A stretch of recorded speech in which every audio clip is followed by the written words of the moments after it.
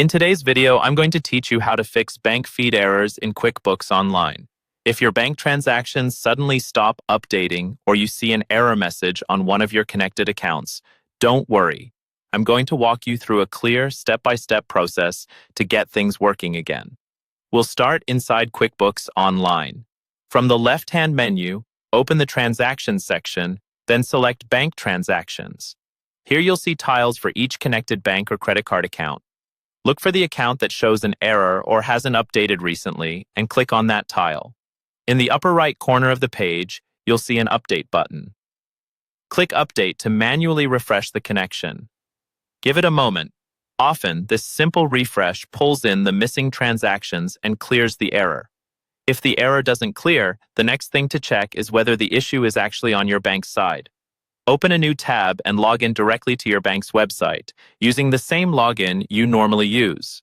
Once you're in, look for any alerts about maintenance, outages, or connection issues.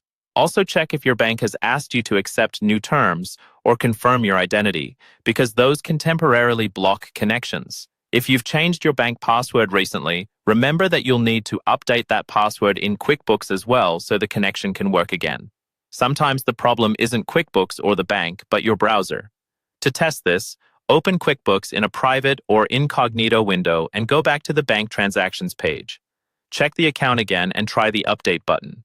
If it works in the private window, that usually means your regular browser's cache is causing trouble. In that case, return to your normal browser and clear its cache and cookies, then sign back into QuickBooks and try again. If you're still seeing errors, you may need to disconnect and reconnect the bank. Back in the Transactions menu, go to Bank Transactions. On the account tile with the error, click the small pencil icon. Choose Edit Account Info. In the window that opens, look for the option that says Disconnect this account on Save and check that box. Then click Save and Close. Once the account is disconnected, stay on the Bank Transactions page and click Add Account.